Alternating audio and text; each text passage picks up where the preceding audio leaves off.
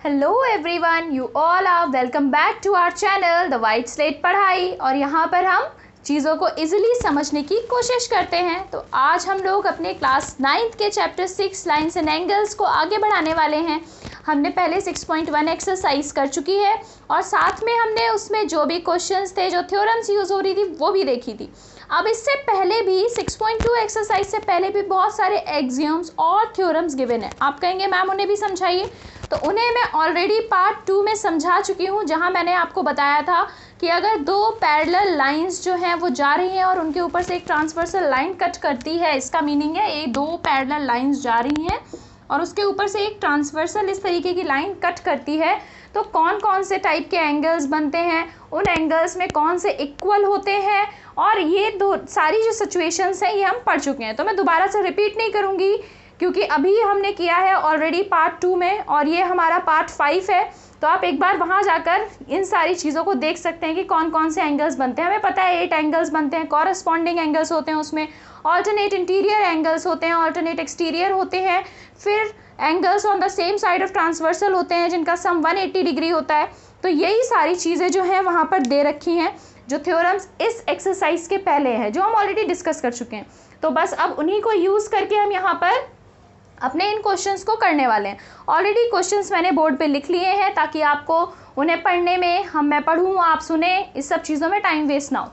तो first question जो है वो कह रहा है हमसे कि पहली चीज़ जो है वो हमें यहाँ पे फाइंड आउट करना है एक्स और वाई की वैल्यू को, और फिर उसके बाद उसने हमसे कहा है कि ये भी प्रूफ करिए कि ए बी जो है वो सी डी के पैरेलल है। तो जब उन्होंने पैरेलल नहीं दिया हुआ है तो हम पहले से ही ये नहीं कर सकते कि ये कॉरस्पॉन्डिंग एंगल हो गया या ऑल्टरनेट एंगल हो गया तो इसलिए इक्वल हो गए।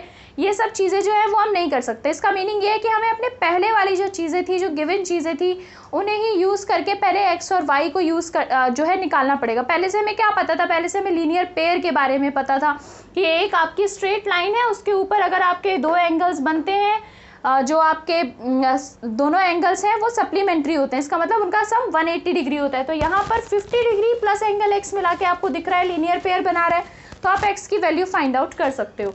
सिमिलरली आपने पढ़ा था हमने फर्स्ट एक्सरसाइज से पहले कि वर्टिकली ऑपोजिट एंगल्स इक्वल होते हैं, तो 130 और वाई जो है वो वर्टिकली ऑपोजिट एंगल्स हैं, तो वाई भी जो है वो 130 हो जाने वाला है।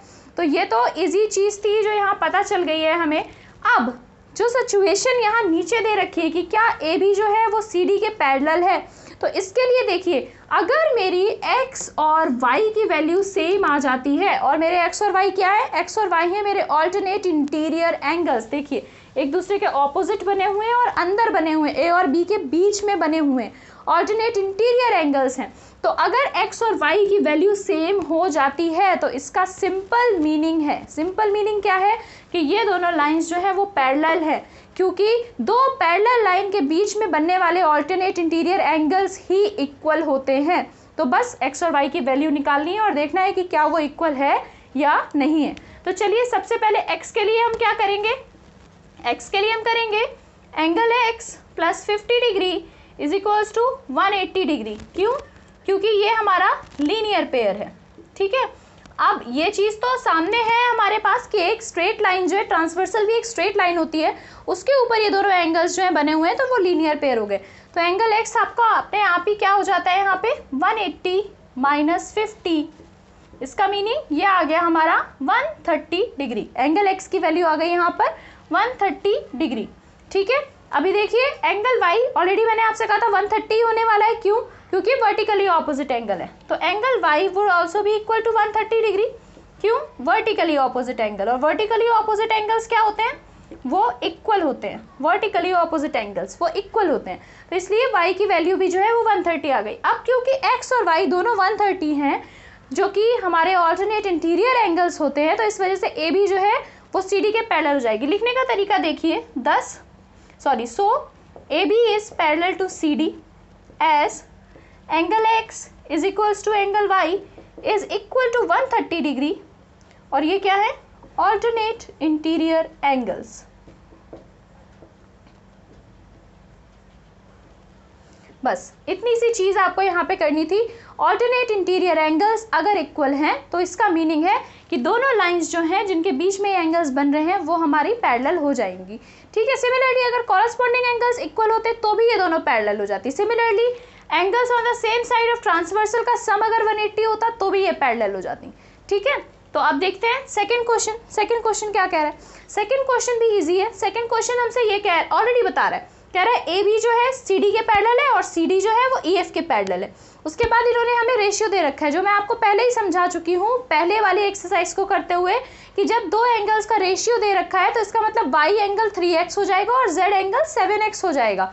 मतलब मैं आपको समझा चुकी हूँ कि रेशियो का मीनिंग क्या होता है कि एक कॉमन क्वांटिटी है जो दोनों में मल्टीप्लाई हो रही है। रेशियो का मतलब सबसे पहले तो डिवीजन होता है कि आपने डिवाइड करके सिंपलेस्ट फॉर्म में चीज़ को लिख दिया है। अगर ये y/z = 3:7 दे रखा है इसका मतलब y/z जो है वो 3/7 के इक्वल है।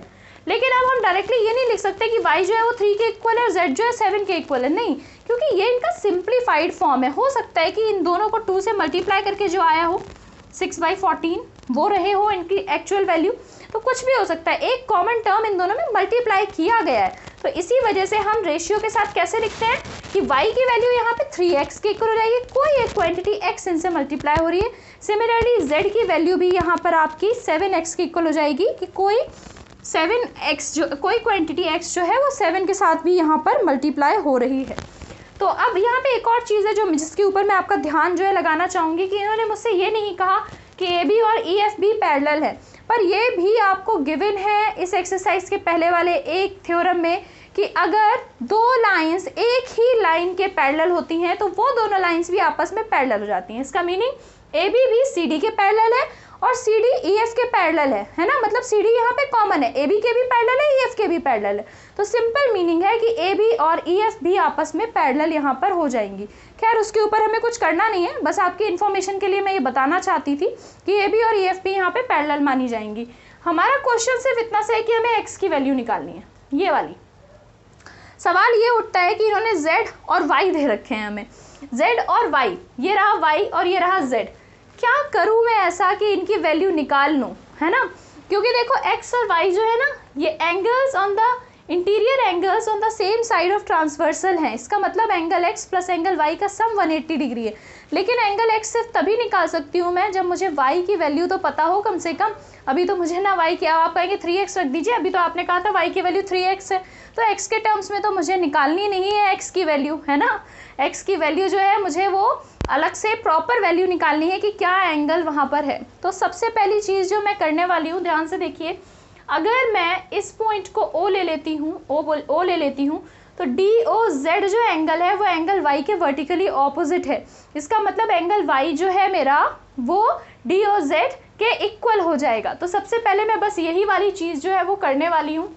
ध्यान से देखिए आप, चलिए डिवीजन बना लेते हैं, आसानी होती है क्वेश्चन सॉल्व करने में। देखिए सबसे पहले क्या करने वाले हैं हम, angle y would be equal to angle DOZ, ठीक है, DOZ vertically opposite angles, vertically opposite हैं दोनों के दोनों। बस हमने ये चीज़ यहाँ पे यूज़ कर ली कि ये भी एंगल y हो जाएगा हमारा, ठीक है।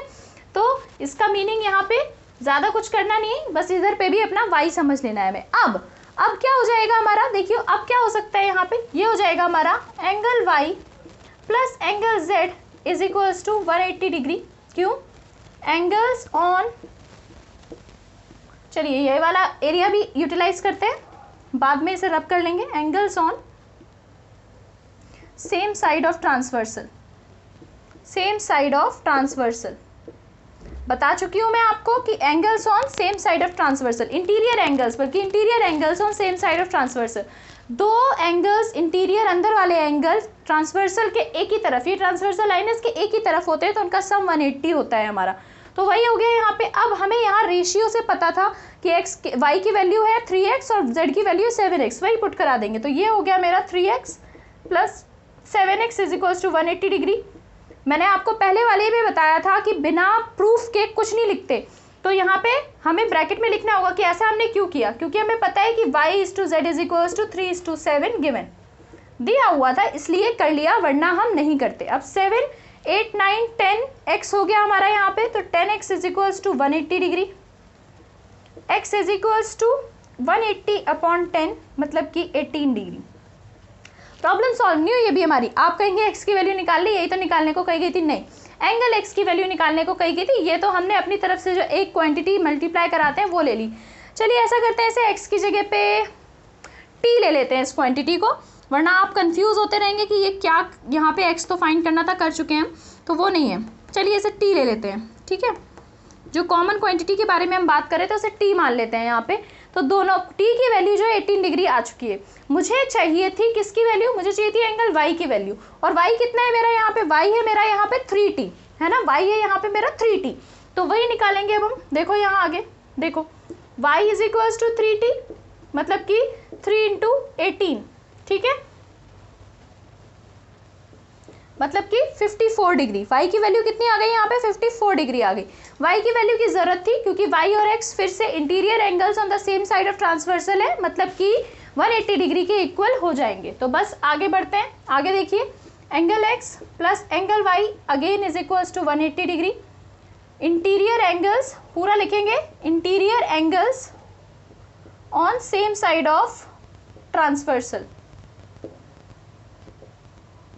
थोड़ा सा लेंदी क्वेश्चन जरूर है पर इजी है, चाहे भले ही लेंदी हो जाए चीज़ें लिखते लिखते, पर सारी चीज़ें लिखिए क्योंकि बहुत इंपॉर्टेंट है सारी चीज़ों का यहाँ पे हमें लिखना। तो interior angles on same side of transversal है। अब एंगल y की वैल्यू ऊपर हमने कैलकुलेट की है, तो angle x plus 54 degrees is equals to 180। अब हम ऊपर लिखेंगे कैलकुलेटेड अबव, कैलकुलेटेड अबव, यही है हमारा रीजन, इसलिए ये हमने y की वैल्यू यहाँ पुट की है। तो एंगल x सिंपल यहाँ आ गया हमारा 180 माइनस 54। तो आपका एंगल x यहाँ हमारा आ जाएगा 126 डिग्री। ये है आंसर, 126 डिग्री, ठीक है। तो इजी था, बस थोड़ा लेंदी था। इजीली हम कर सकते हैं चीज़ें क्योंकि हमें सारे के सारे एंगल्स के बारे में पता है। ये पता चल गया वर्टिकली ऑपोजिट, ये दोनों angles on the same side of transversal 180 degree, दोनों का सम है, दोनों का रेशियो गिवन था हमें। बस फिर y फाइंड आउट करके हमने x के साथ सेम चीज़ जो है वो कर ली यहाँ पे।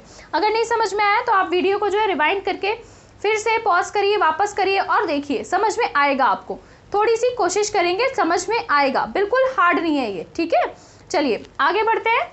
आगे है मेरा थर्ड क्वेश्चन। तो थर्ड क्वेश्चन में ऑलरेडी कह रहे हैं ABCD के पैरेलल है, ठीक है। इसके अलावा इन्होंने कहा EF जो है वो अपना परपेंडिकुलर है CD के ऊपर। तो ये EF जो है परपेंडिकुलर है CD के ऊपर, मतलब ये वाला एंगल आपका 90 डिग्री का यहाँ पे बन जाएगा, ठीक है। 90 डिग्री परपेंडिकुलर का मतलब होता है 90 डिग्री का एंगल बनाना।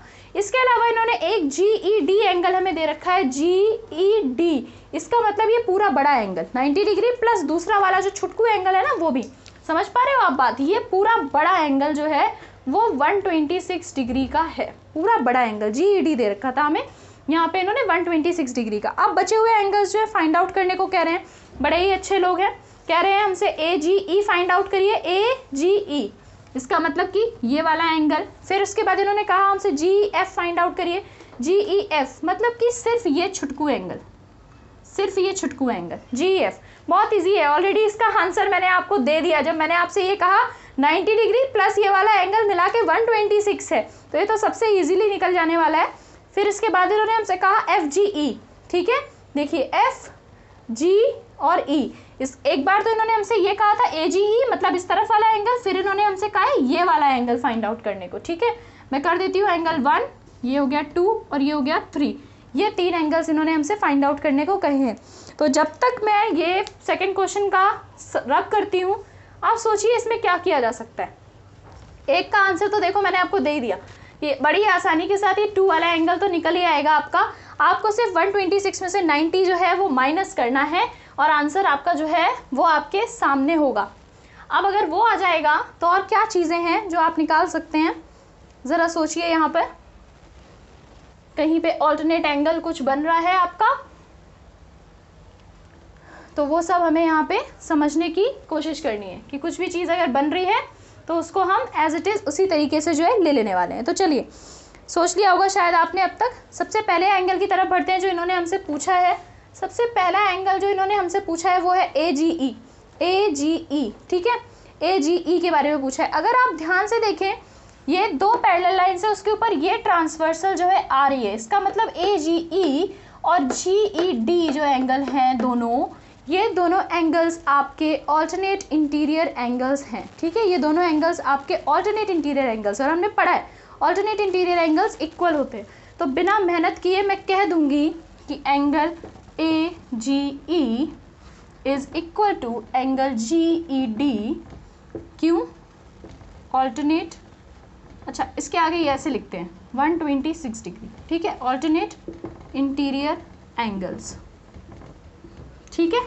पहला क्वेश्चन मेरा हो गया यहाँ पे सॉल्व, जो उन्होंने मुझसे कहा था। अभी दूसरा देखिए, दूसरा भी मैं आपको ऑलरेडी बता चुकी हूँ। दूसरा उन्होंने मुझे पूछा है जी ई एफ की वैल्यू, कि जी ई एफ जो है वो कितना होगा। तो ये देख लीजिए यहाँ पे एंगल जी ई डी, देखो जी ई डी पूरा एंगल बता रही हूँ मैं यहाँ पे, जी ई डी बड़ा वाला एंगल जो गिवन था is equal to angle G E F plus angle F E D, ठीक है। जो लिखा सामने था बस उतना ही लिखा है मैंने यहाँ पे कि जी ई डी जो है वो किसके इक्वल है, मेरा G E F plus F E D, इन दोनों के सम के इक्वल है ना, पूरा एंगल जो उसके उसी के इक्वल है यहाँ पे। अब जी ई डी गिवन है, कितना गिवन है 126 डिग्री। जी ई एफ कैलकुलेट करना है, नहीं पता। एफ ई डी गिवन है 90 डिग्री। यहाँ पे लिखेंगे क्या गिवन, क्या गिवन है, G E D is equals to 126 degree given है। और क्या गिवन है, और गिवन था E F is parallel to C D, तो इसकी वजह से ये 90 डिग्री आया है, इसलिए ये चीज़ मैंने लिखी यहाँ पे, ठीक है, कि E F is parallel to C D, तो ये एफ ई डी जो है वो 90 डिग्री हो गया यहाँ पे। तो अब इसी से कैलकुलेट हो जाएगा मेरा 126 minus 90 is equals to angle G E F,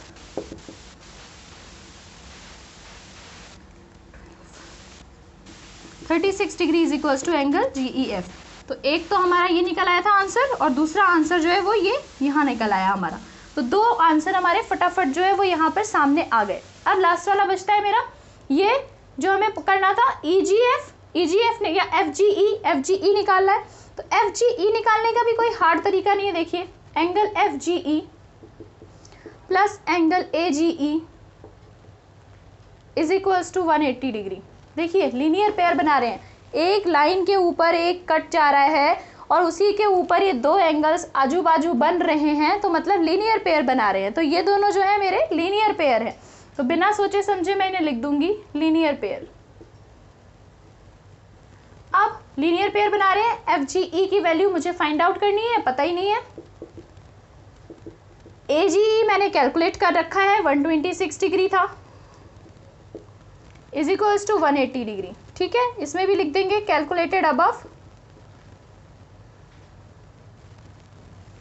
बस एंगल एफ जी ई किसके बराबर हो जाएगा, 180 माइनस 126 के बराबर हो जाएगा,